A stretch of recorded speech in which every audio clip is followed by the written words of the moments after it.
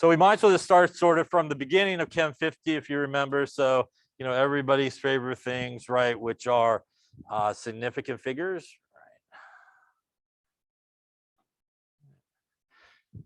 So it's really important in terms of when you take measurements that you do record things to the proper number of significant figures. Also, obviously, really important to know how to properly count significant figures. A reminder that when we do take a measurement, there are a few really important things. First off, we should always have a number, and more important is actually the unit associated with it. So as you may know, if I said, hey, I got 100, you may go, well, what does that mean? Really, 100 doesn't really tell you much. It obviously, if I had $100, that's very different than if I had 100 apples, right? If I had 100 pennies. So the unit is almost more important in some cases than the actual number, because it does give people a frame of reference as to sort of what those values really mean. Whenever we do take a measurement, right, there's always some degree of uncertainty that you have when you do take a measurement. And that depends on sort of the equipment that you're using. So if we just say we have like one,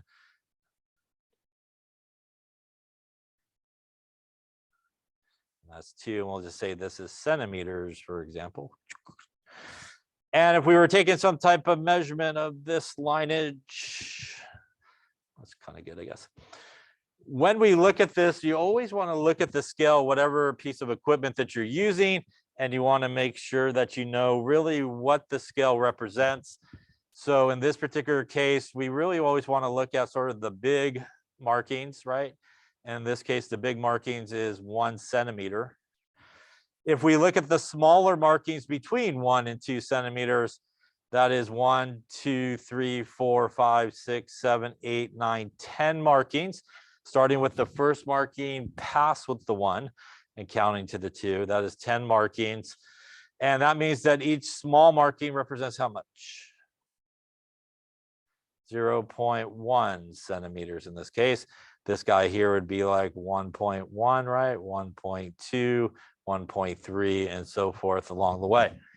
Now, whenever you take a measurement, right, there's always certain numbers that no matter who takes a look at it, everybody should always agree that it is at least that. And in this particular case, no matter who looks at it, we should agree that at least 1.1, 1.2, 1.3, 1.4, and that's 1.5. So it is at least 1.4, and we should record that, and that is 1.4. When we do that, these are sometimes referred to as all the certain numbers. But whenever we take a measurement, there is that degree of uncertainty, and clearly we could see that my marking there lays up hopefully a little bit before the 1.5, not exactly the 1.4. So this is where the estimation comes into play. I may look at that and go, well, I think it's kind of close to 1.5. Maybe I think that's like an 8, and record obviously the units. And when we take a measurement such as that and we record all the certain numbers plus the first uncertain number, when we do that, that really is what is referred to as significant figures, right?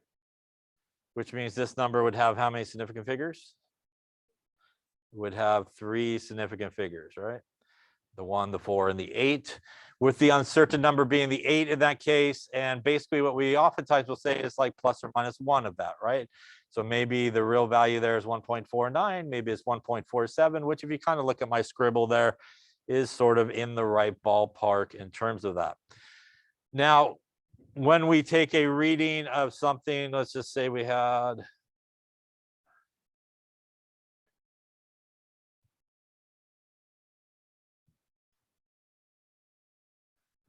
we'll call this like a nice graduated cylinder here. Figure out why I failed art shortly. There's not good quality control in that room there. And whenever we do take a reading of a liquid, right, and we put a liquid into a glass container, we typically see what happened to the liquid. We see the curvature of the liquid, right? That's known as the meniscus.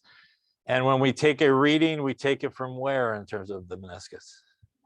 Yeah, we do take it from the bottom of the meniscus. That's because the liquid is crawling up the walls of the container because of the attractive force between the liquid and the glass, right? Cohesive, adhesive forces, yes. Which means if we didn't have that, really, these guys would be down and the true volume that's in there is really at the bottom of the meniscus, right?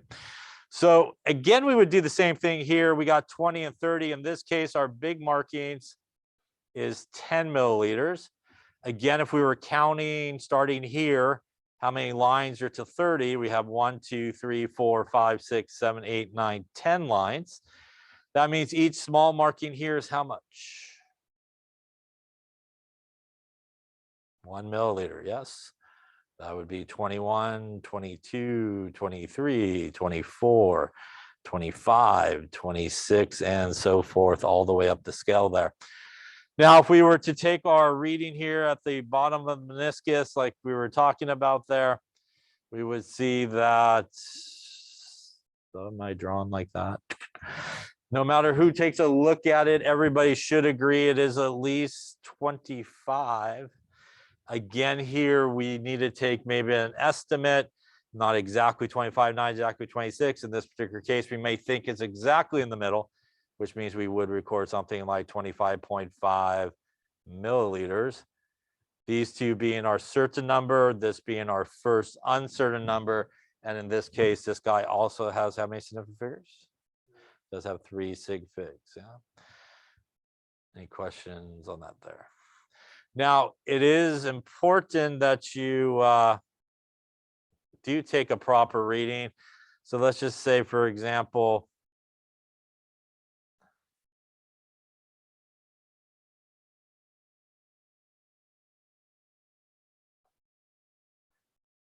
again, we have our ruler, and let's just say, I'll go like right there.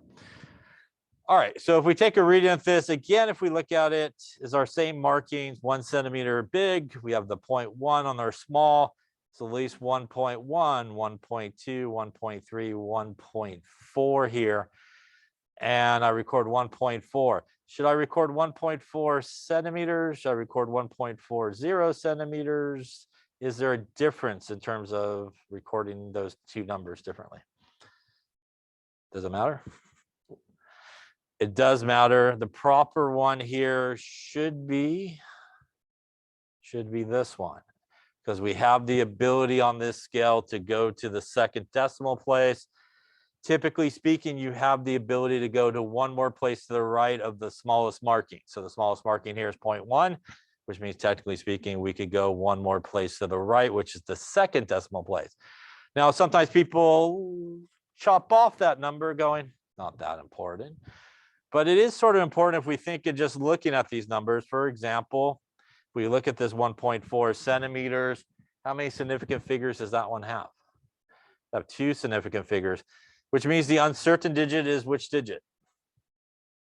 Is the 4, which if you record this, what you're saying is, I think it's 1.4, but it might be like 1.5. Maybe it's like 1.3, which clearly if this is 1.4 here, we can see our line is nowhere near those numbers, right? And it makes for a really worse measurement than if we took our 1.40, which would have how many significant figures? Have 3 significant figures in this case. And when we say 1.40, maybe we think it's 1.41, maybe it's 1.39, which if we look at our drawing, that is definitely more accurate and sort of correct. So you should never ever lop off numbers, because when you do, you're pretty much making your measurement worse than it should be and making it a crappier measurement than it should be. Any questions on that? So like I said, in most cases, you go one more place than the smallest marking. You should always look at the piece of equipment that you're using. Sometimes you can't go to one more place than the smallest marking. So let's just say we had,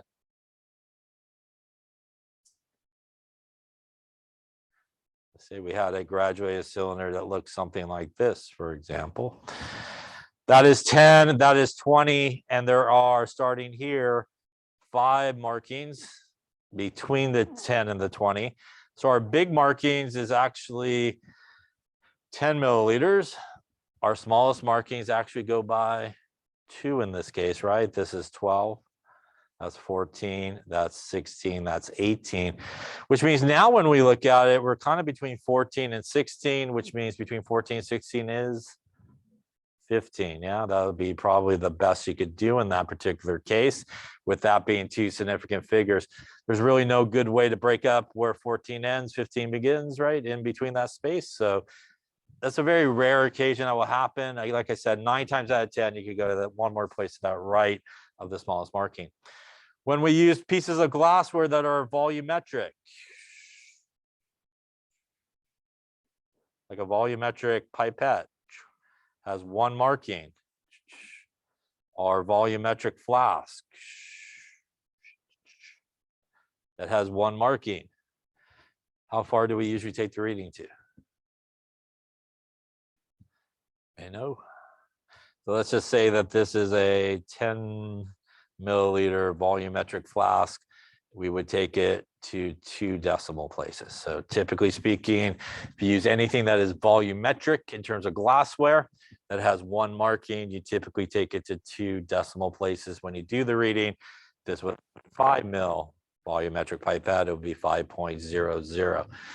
Any questions on that there? Now, also really important, I'm speaking of significant figures here, right, is more important calculations, right, with sig figs.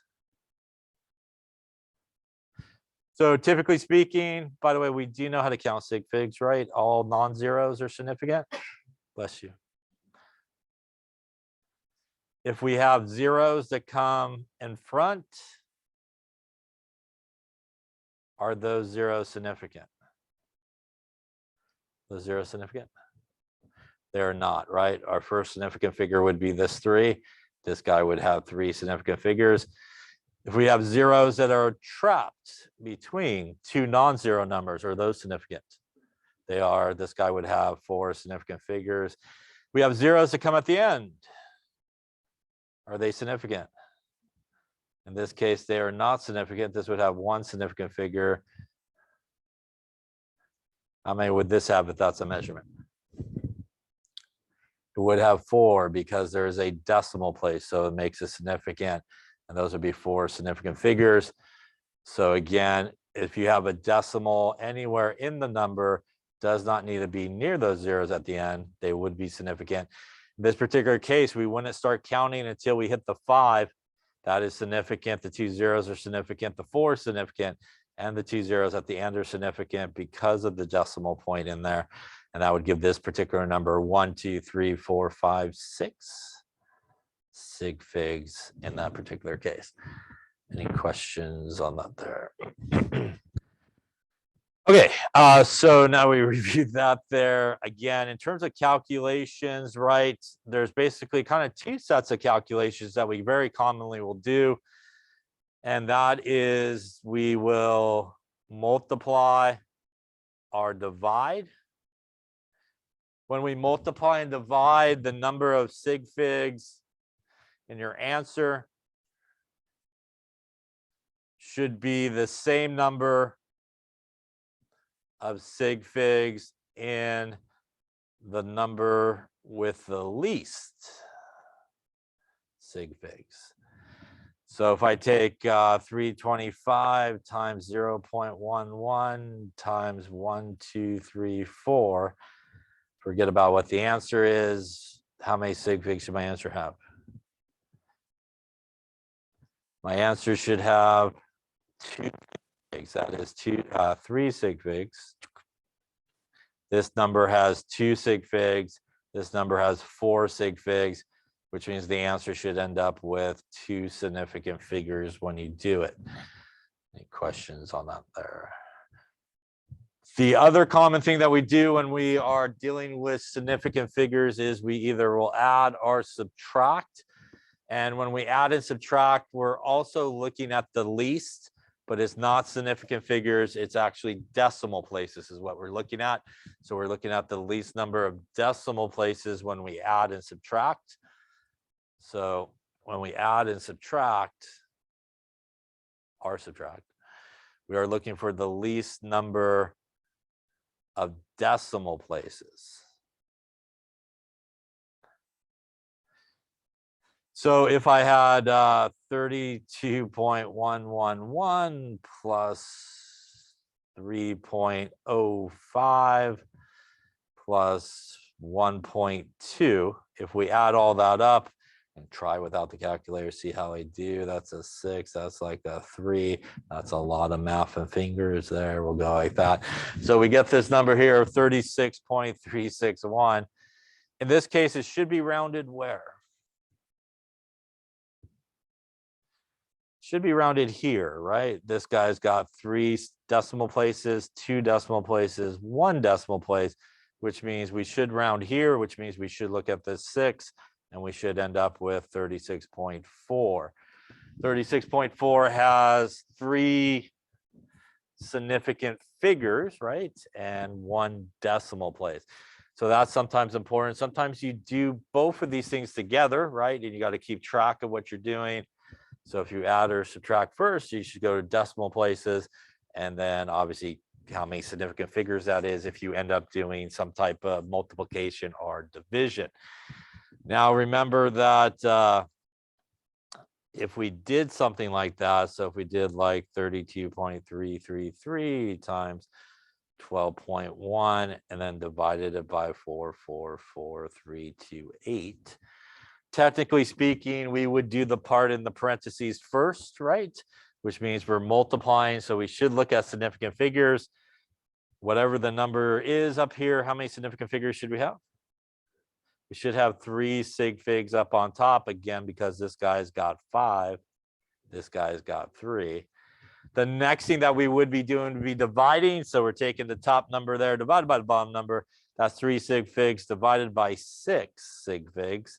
That means our answer should end up with 3 significant figures. So again, you do want to kind of keep track of everything.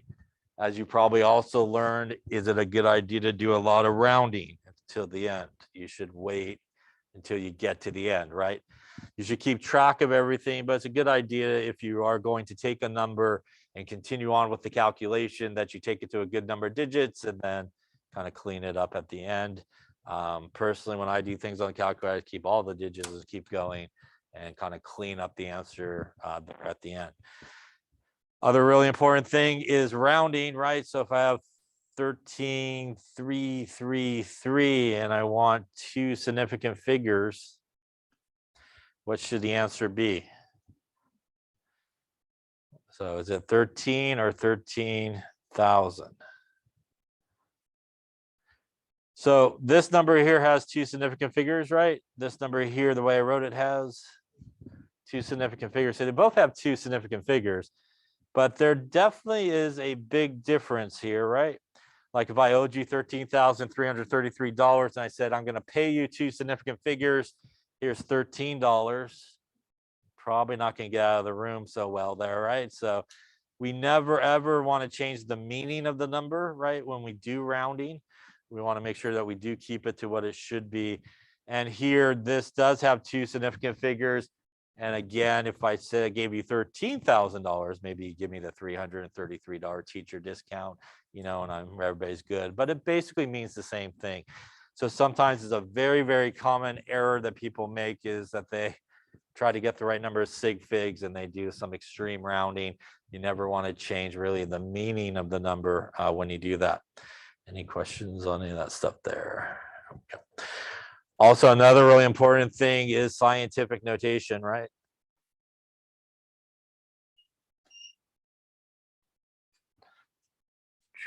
Scientific notation is a number of n times 10 to the n, right? This first n here is a number between, spell that right, 1 and 10.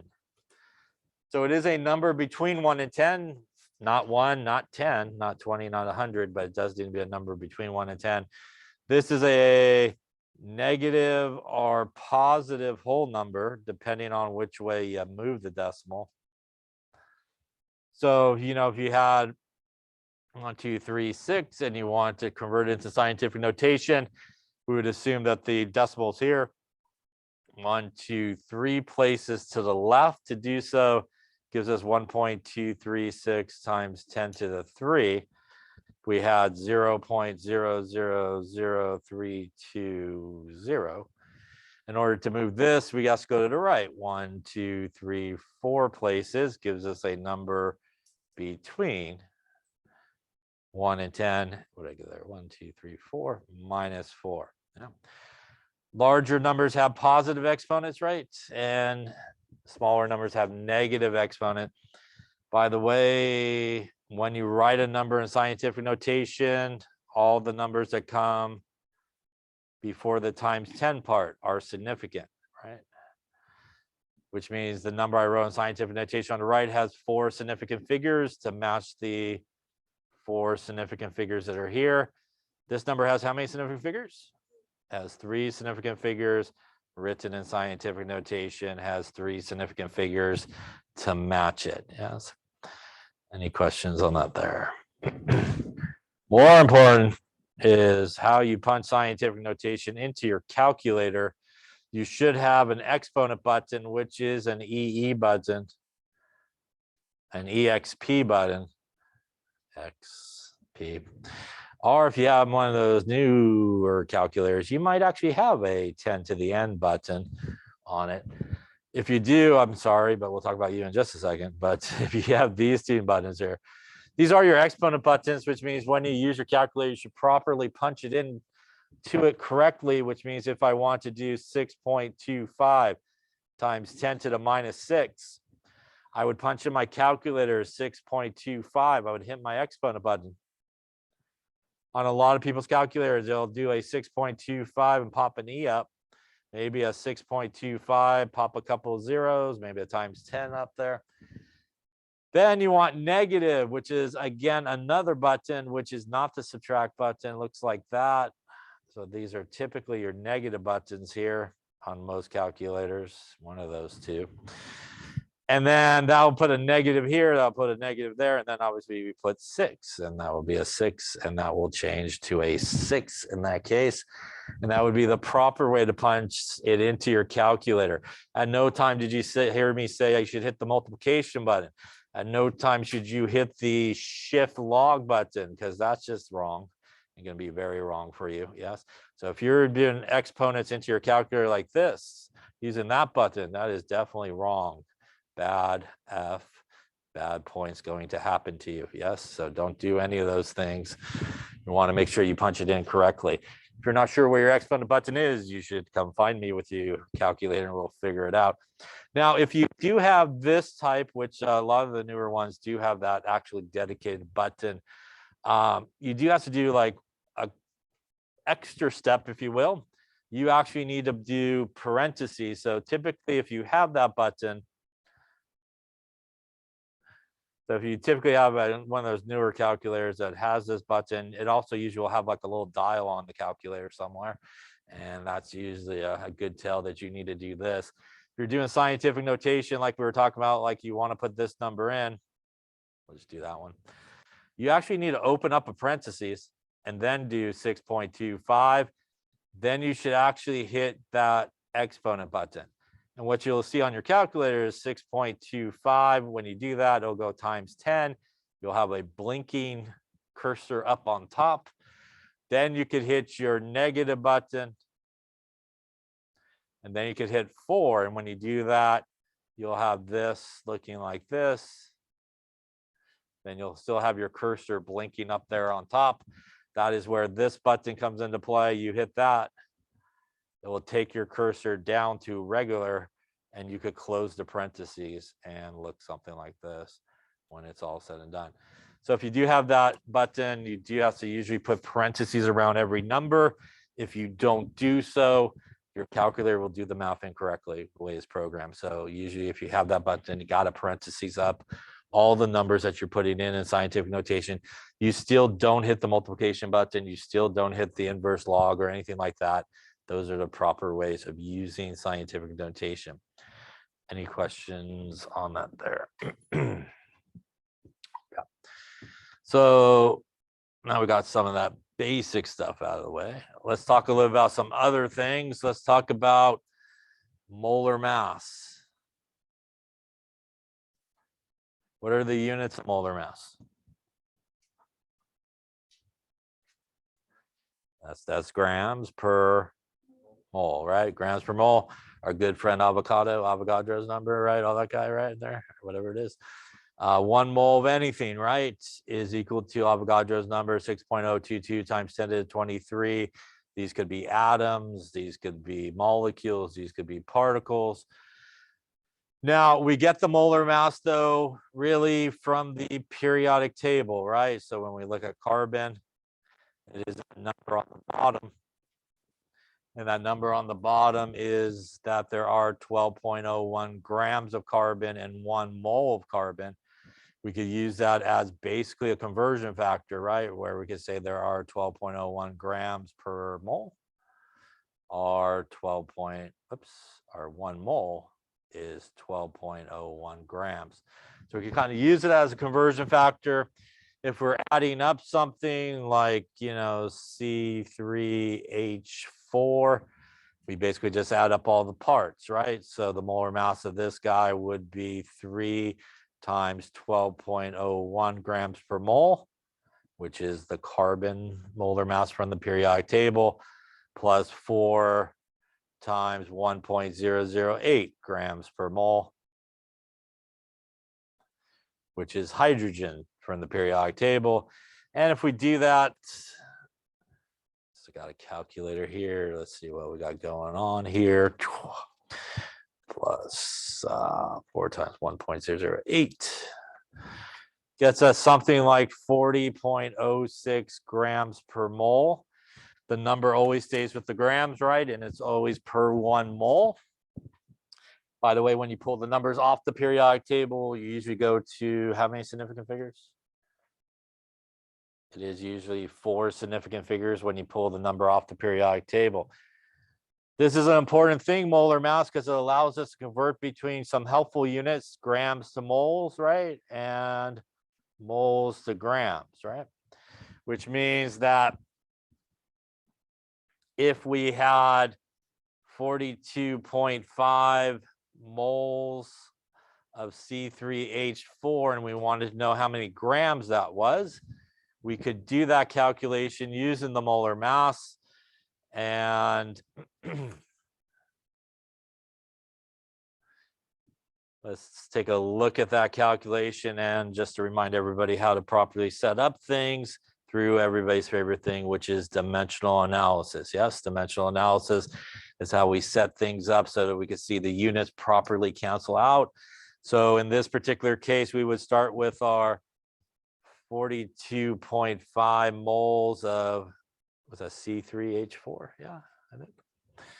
And we want to convert from moles to grams, so we could use the molar mass that we had on the previous page there of 4006. So our molar mass is 40.06 grams per mole. Again, we really could use it like a conversion factor, mole over 4006. So using this here, we would set it up so we could see the units. Remember, when you're doing dimensional analysis, it's opposites cancel. Moles are technically up on top, even though this is not written like a fraction. Moles are on top, which means we do want moles on the bottom. 4006, moles would cancel, and we would end up with, in this particular case, like, we got 1702.55 grams of C3H4. Significant figure wise, it should end up how many? Should end up with 3, really, based off of this. So we would end up with like maybe 1.70 times 10 to the 3 grams. By the way, when we do dimensional analysis, we do conversions, you should be showing your units and set up like that, right? So that everything cancels out. There are certain things that are exact numbers, right? Exact numbers can have as many significant figures as you like. Exact numbers are basically one of 2 things. There are things that are counted, or there are things that are a definition or a quality. like 12 inches is 1 foot, right? Those are things that could have an unlimited number of significant figures, but when we do calculations, we ignore the significant figures. Technically speaking, the only kind of conversion you shouldn't ignore the significant figures are when you go from metric to English, right? Units, when you cross over, right? There's 2 types of units, right? English units and metric units, basically, or SI units, if you will. And when you cross over, you should take into account the significant figures. Other than that, if you're doing metric to metric or English to English conversion, it's all good. It's an exact number. Or if you have one like 1 inch is 2.54 centimeters, that also is considered an exact number. So you don't have to worry about those things. Any questions on molar mass? Yeah, so that is something we use a lot, especially in lab. You need to figure out, right, how many grams you need to weigh out and those type of things. So calculating the molar mass, getting the moles is really important. Avogadro's number, we really don't use all that much, to be truthfully honest with you, in this class, but definitely molar mass, properly calculating it, definitely is something that we use a lot. Now, we also come across, as I mentioned before, equations are really important in this class, right? So chemical equations are really important. So let's just start with the basics. On the left-hand side of the arrow are what? Those are our reactants, right? Those are our starting material.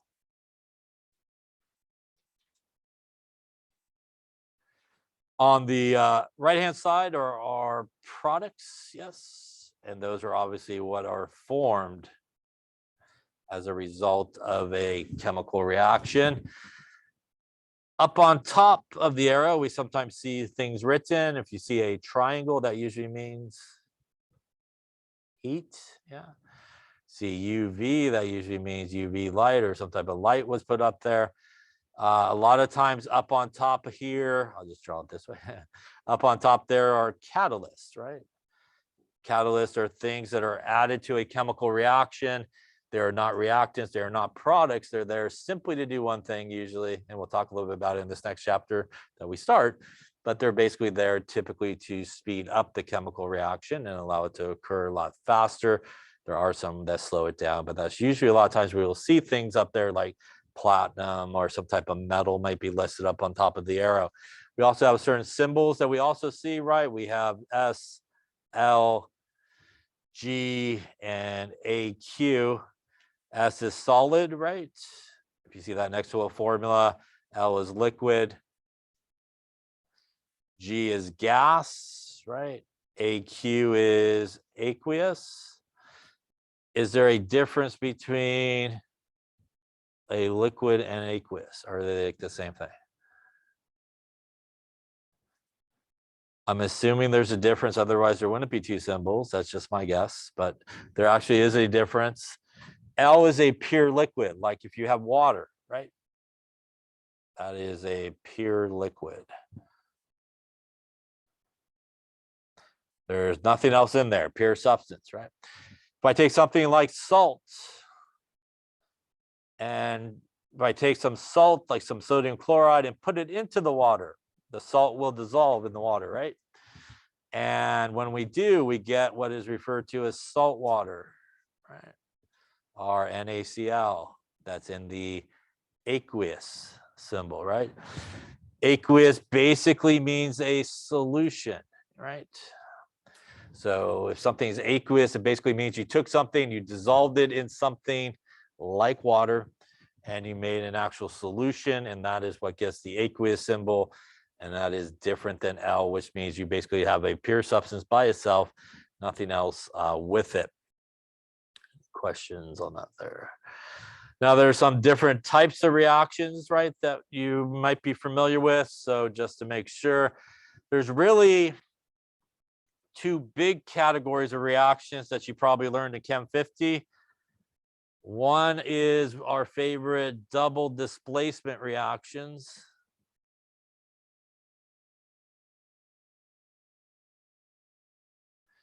Double displacement reactions have a general form of AB plus CD goes to AD and CB. You can recognize these because these are typically two ionic compounds, right? Ionic compounds, positive and negative guys together, cation, anion together. What happens, right, is the two positive guys switch partners basically and make two new ionic compounds over here on the product side. That's one big category of reactions. What falls underneath that umbrella of double displacement reactions is ones that you probably refer to as precipitation reactions. Precipitation reaction is pretty much the same reaction. The only difference is something on the product side makes a solid, right? Some type of solid or precipitate, PPT, is formed on the right-hand side based on everybody's other favorite things, solubility rules, right? There's a whole sort of chapter-ish on solubility that we're going to talk about in this class. If you're not familiar with solubility rules, you should refresh yourself. It will probably be helpful.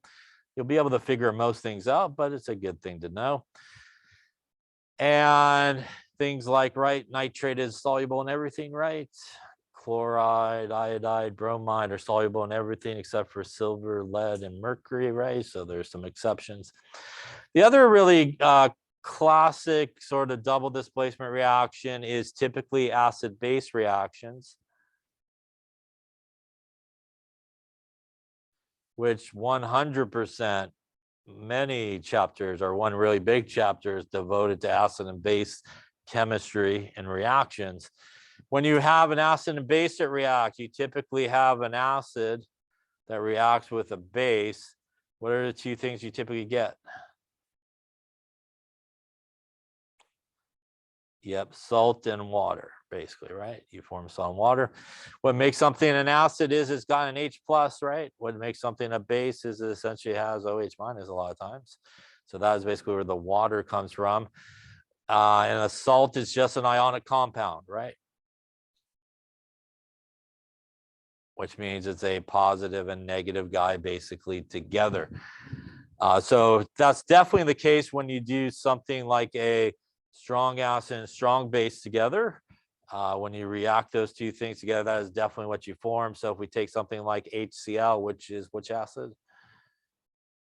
It's hydrochloric acid plus a little sodium hydroxide action, which is a strong base. This is really a double displacement reaction, right? Positive, negative. H is going to go over here, or sodium is going to go over here. H plus and OH minus, that is basically where water is formed from. Sodium has a +1 charge, chloride has a -1 charge, and that is our sodium chloride, which is a salt and water in this particular case, right? That is what we sometimes and very commonly refer to as the molecular equation, yes? I could write another equation that basically describes what's going on here, which is known as the total ionic equation, or complete ionic equation, however you learned it. When you do that, you take anything that is a strong electrolyte and break it apart. Strong electrolytes are things that 100% break apart in solution into ions. Weak electrolytes are things that typically stay together but produce a little bit of ions in solution, conducts electricity. Non-electrolytes dissolve but do not create ions, right? Strong electrolytes conduct electricity really well. Weak electrolytes, not so much, but still conducts electricity. And non-electrolytes do not conduct electricity. If we were to do this, we would break the hydrochloric acid into H plus and Cl minus. The sodium hydroxide would break apart into sodium ion and hydroxide ion. Water, which is a pure liquid, will stay together because it's covalently bonded together. Pretty much when you do a total ionic equation or a complete ionic equation, anything that's a solid, anything that is a pure liquid, anything that's a gas or a weak electrolyte stays together. Anything that is a strong electrolyte and ionic breaks apart. The sodium chloride will also break apart into sodium and chloride. In that particular case there, I got too close to that thing there. This is what it's, yeah.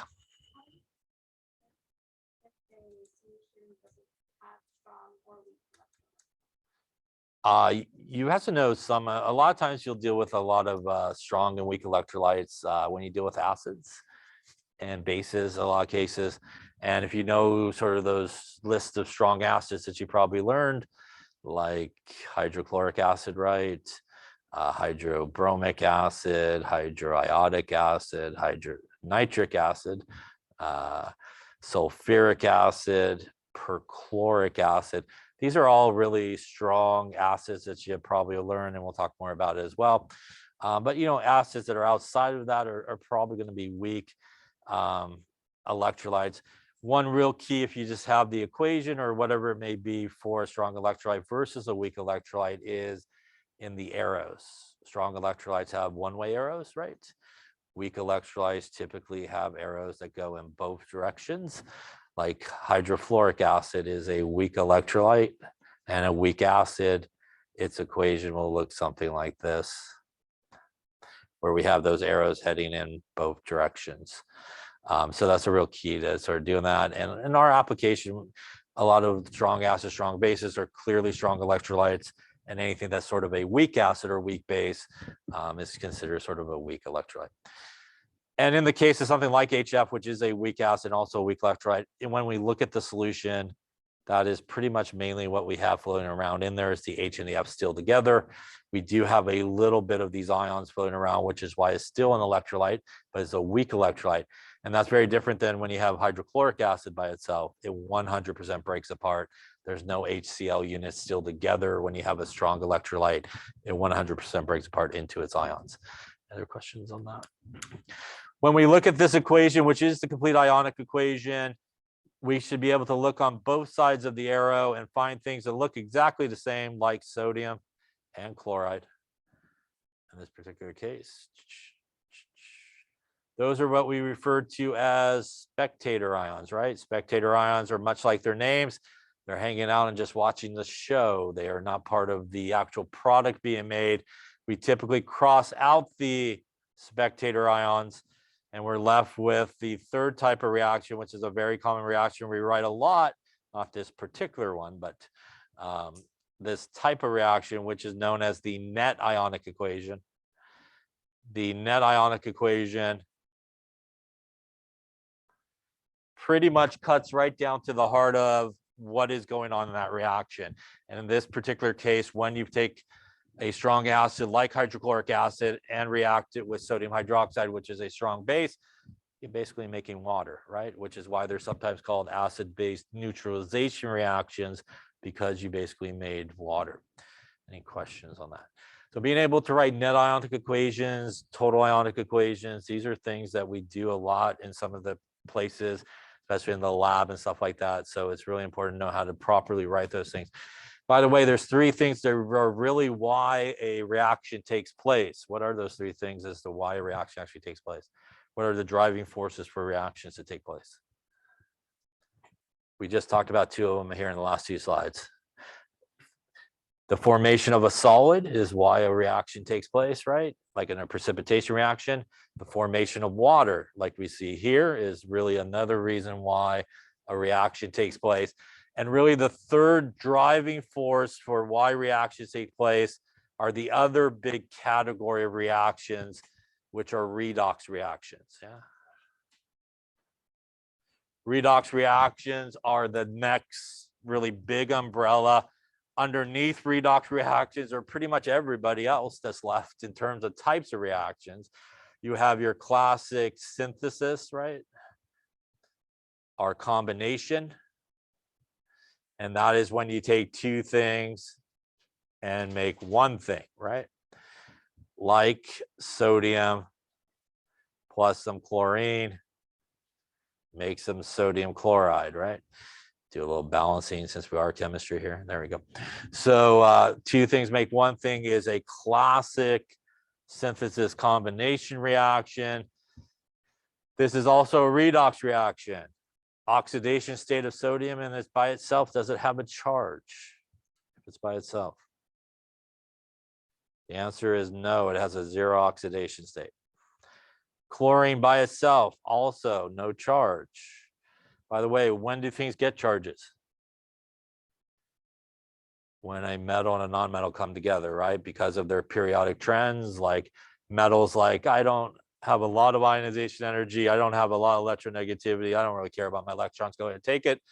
Non-metals are like I have very high ionization energy, which means it takes a lot of energy to remove my electrons. And I have very high electronegativity, which means I want your electrons in addition to mine. And I'm going to grab them, right, and get that transfer of electrons, which is what happens in a redox reaction. In a redox reaction, you get a transfer of electrons, which is really the third driving force for reactions. That's why it takes place. It is at the point over here when they get to the right-hand side that they actually do gain charges +1 and -1. And basically, sodium gets what is known as being oxidized. And chlorine gets what is known as being reduced, hence redox reactions.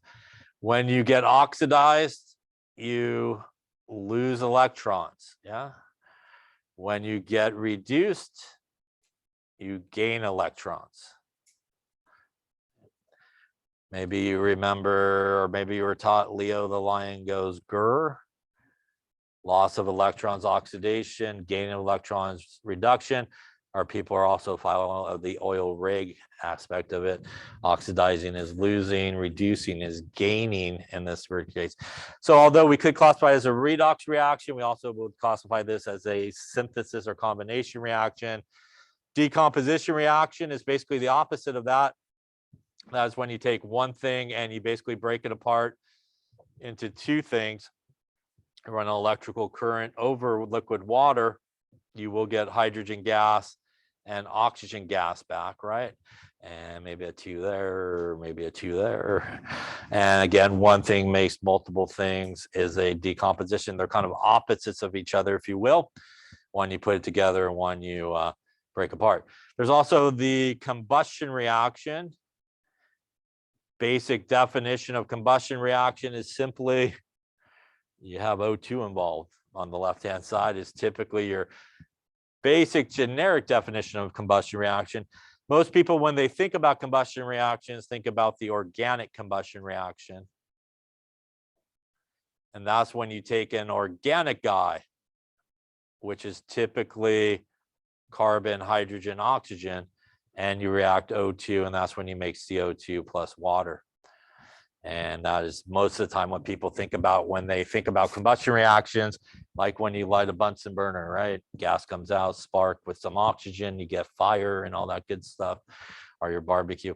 But there's actually what you probably learned, or maybe you didn't, but just in case you didn't, there's actually just a basic definition of combustion where pretty much if you have oxygen involved, that's good enough. So technically speaking, although most people would look at this reaction here, I think we were talking about a little bit earlier, when you burn magnesium in a Bunsen burner and you make magnesium oxide, most people would look at this reaction and go, it's a synthesis reaction or combination reaction, which it is. It's two things that make one thing. It also technically is a combustion reaction because it does have O2 involved. That's one thing that you probably also remember, that you can classify the same reaction many different ways depending on sort of what you're looking at and what you're trying to sort of accomplish. The last one that sort of falls under the redox umbrella is a big one, which is single replacement reactions.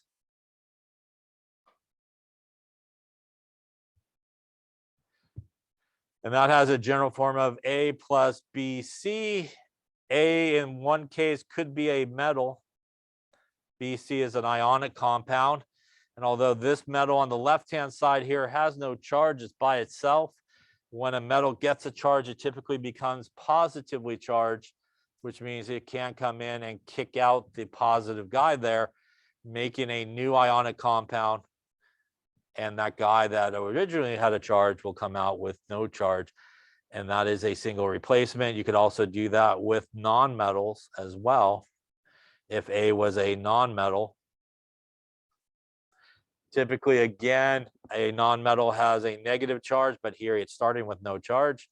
This is a positive negative guy. He will come in and kick out the negative guy in this case, making a new ionic compound.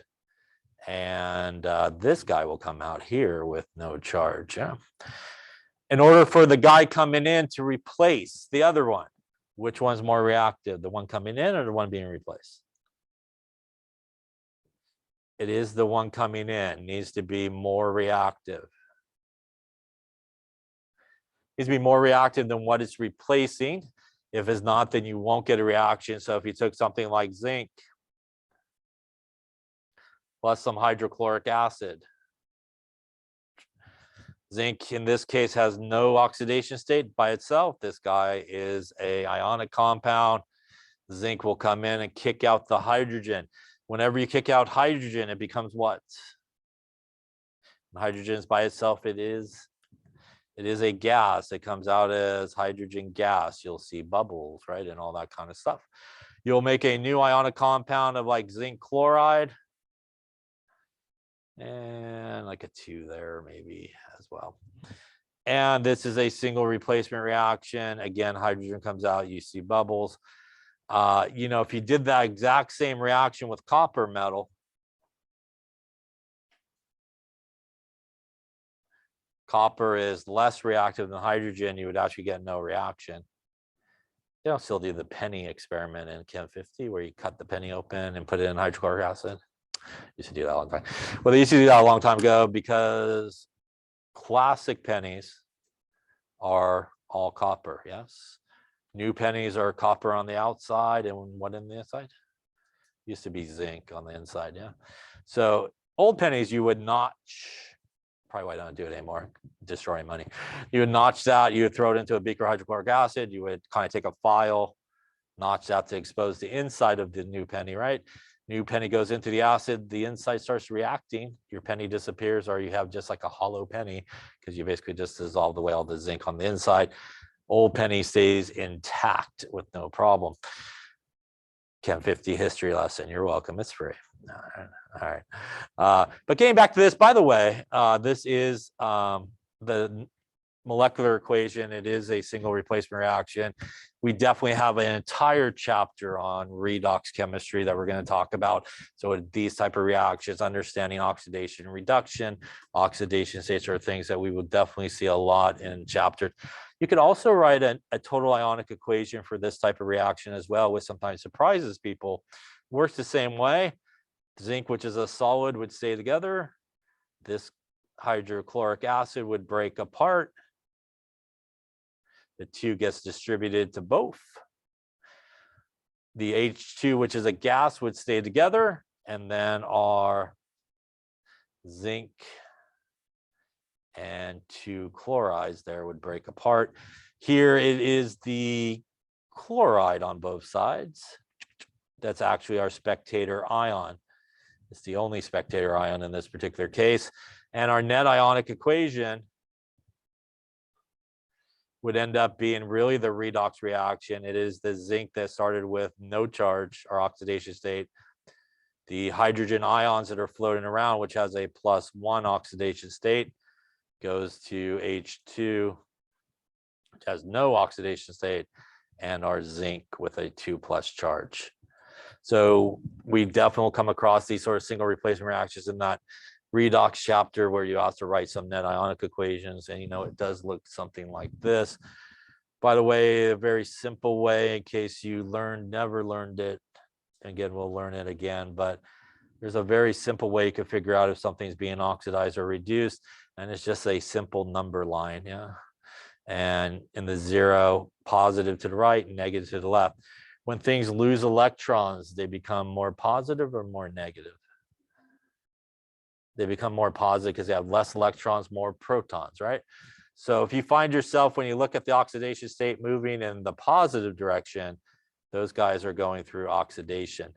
When things gain electrons, they become more negative, right? And that means that we would be moving in the negative direction, and those guys would be reduced. So if we look at zinc, right, just to show you how this works, zinc started at 0 right there. Zinc on the other side ended up at +2, which means he's moving in this direction. So we know for sure in this case, zinc is being oxidized. We could do the same thing for hydrogen. Hydrogen started at +1, which would be here. Hydrogen ended on the right-hand side at 0, which means it's technically moving in this direction, right? And going through reduction. So that's a very Almost you can't mess up way of figuring out, you know, who's being oxidized, who's being reduced. Any questions on that? So in terms of here, like I said earlier, really, you know, this redox reactions we'll see a lot of. Definitely the acid and base and that double displacement reactions we'll see a lot of in this class. You know, so those reactions you want to make sure you review. And it's super important in this class to be able to look at a problem and be able to write the equation correctly. Because as I said earlier, if you cannot write the equation correctly, you're probably going to do the wrong math. And half of the battle is for people is the equation writing. So it's a really important skill that you have to pick up. We will definitely, as we go through problems, talk about, you know, the equations and how to come about and do those things. But you should really pay attention during those parts because it really is an important part of being able to solve the problems that we do in this class. Without the equation, you may think you could do it by just, you know, writing down some math, but you probably, again, will be doing the wrong math and stuff like that. So the equation can be super helpful in the math aspect of it. It could help kind of point you in the right direction in terms of calculation wise. So just don't overlook the equation. And like I said before, sometimes people try to make fake the math without the equation, and it doesn't usually end up really right. Part of your grade on things like, you know, quizzes and exams and problems like that is to properly write the equations as part of sort of part of the work is actually writing the equations. So you got to be able to kind of do those things. Any questions on that type of stuff? Okay, then let's sort of maybe finish round up with talk about really important things, which are solutions. And we do a lot with solutions in this class. We make solutions. We need to calculate things like concentrations and stuff like that. By the way, let's just start with the basics. There's two parts to a solution, right? A solution is made up of a solute and a solvent, right? And both of those things are both parts of the solution. The smaller part is which one? Yeah, the smaller part, right? And that is the larger part. So typically you take the solute and you dissolve it in the larger part, which is the solvent, like water, like what we talked about with the salt water earlier. The salt is the solute, water is the solvent. Mixed together, you get a solution, which is, again, where we used really that symbol of aqueous is where we use this guy, right? Is water always the solvent? It is not. Water is the solvent in a lot of cases, but water is a really crappy solvent in other cases, right? And that is an idea of, as you might have learned, people like to say, like dissolves like, right? And that means things that are polar and polar, they are soluble in each other. What does polar mean? Those are things that are,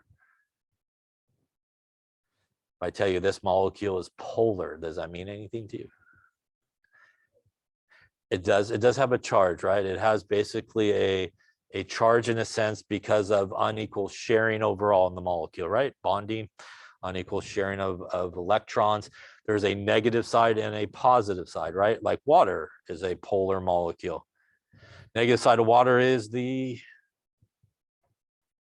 oxygen, yeah. Hydrogen is the positive side of water, right? And that's a result of its geometry. Unequal sharing of electrons overall creates a polar molecule. Polar and non-polar are soluble in each other. Polar and ionic, right? Things are soluble in each other. That's basically how something like salt dissolves in water. The sodium ion gets surrounded by the negative side of water, right? The chloride ion gets surrounded by the positive side of water, right? And that's basically why it looks like the salt disappears, right? But it just gets surrounded by a ton of water molecules all over the place, and it visually is no longer able for us to kind of see it. You only run into trouble when you try to undo those things or mix polar and non-polar together. So polar and non-polar, I said it backwards there, polar, there we go, are insoluble in each other, which means they really don't mix, right?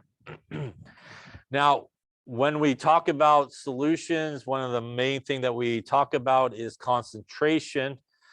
And concentration, one of the major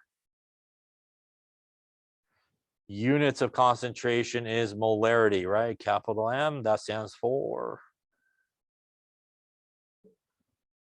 that is moles per liter. We've heard of that, right? Yes, all right, that's moles per liter. That's the most common unit of concentration. You could think of that guy as like a formula, right? Moles per liter. If I want liters, that is equal to moles divided by molarity. If I want moles, that is liters times molarity, right? So these are common things that we rearrange and solve for definitely in this class. Now, when we want to solve for the molarity of something, a lot of times we may have it in grams. So as we talked about earlier, we could use the molar mass, right, to convert to moles. And then we could divide by liters, right, to get us to molarity. We have something that is 4.50 molar sodium chloride. When we do calculations, it's not a great idea to keep the big M, right? It is a good idea to put the units in there so you can actually see them. And that is 4.50 moles per liter of sodium chloride. You could also use it like a conversion factor. If you want to do dimensional analysis, you could flip it around and go a liter would have 4.50 moles of sodium chloride, right? And this is a very common way. So for example, again, if we did something where we calculated grams and then converted it into moles and we said, hey, we had 2.25 moles of sodium chloride, and we want to know what the volume we would need, assuming that this is the molarity, we could do a dimensional analysis conversion. We're going to basically be putting the moles on the bottom in this case and dividing. Moles will cancel. That will leave us with liters, which in this particular case, since we put the numbers in, is about 0.5 liters, right? By the way, how many milliliters would that be? There's how many milliliters in a liter? There's 1,000 milliliters in 1 liter. That's a very common conversion. We do a lot. By the way, a milliliter is the same as a cubic centimeter, right? And that is the same as a cc, which is also a cubic centimeter. So if we wanted how many milliliters that would be, we could do another conversion. 1 liter is 1,000 milliliters, which is like a very common unit that we use here. So that's a very common sort of calculation, using grams to go to moles and more moles in general to go moles and molarity to get to the volume. This is useful in lab because it tells us we should go weigh out or measure out 500 milliliters of this solution if that's what we're looking for. So that's a super common sort of conversion. All three of these are common things that we do here. If we're using molarity by itself, volume should always be in liters, so everything cancels out correctly, not milliliters. Because if you take milliliters times molarity, what do you get? Anybody know? You get what are known as not moles, but millimoles. Yes. So if you take milliliters times molarity, you get millimoles, which is okay if you divide by milliliters, because then the millis cancel and it becomes molarity again. So that works out okay. That works out okay because, frankly, we do something when we do something like that, which is a dilution. When we make a dilution, right, we are adding typically more solvent. And there is a dilution equation, which you should be familiar with. It is M1V1, right, equals M2V2. Or if you're classic C1V1 equals C2V2. I don't know why people use that. Most people use this one. But M is molarity, right? V is volume, other sides molarity and volume. M1, V1 is usually before the dilution. M2, V2 is usually after the dilution. So if you're solving for V2, that's your final volume of the solution you're trying to make. If you're solving for M2, that is the final molarity of the solution you're trying to make. And in this particular example, you could actually leave the volume in milliliters.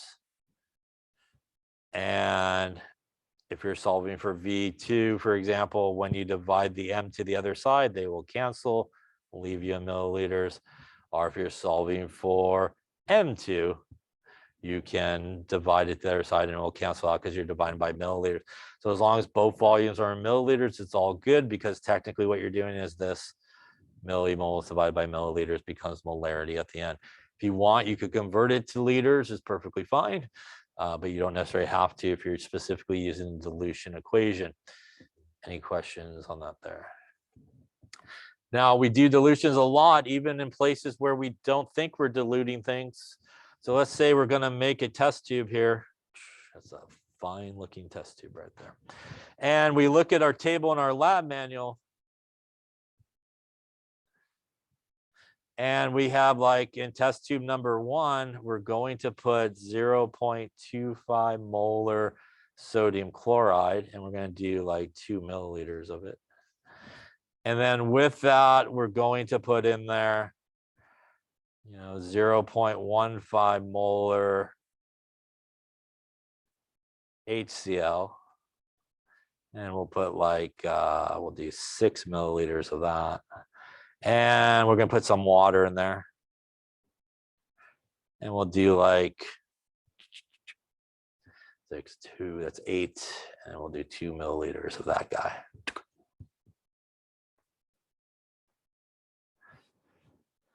All right, so the question is, when I dump into my test tube here, my 2 milliliters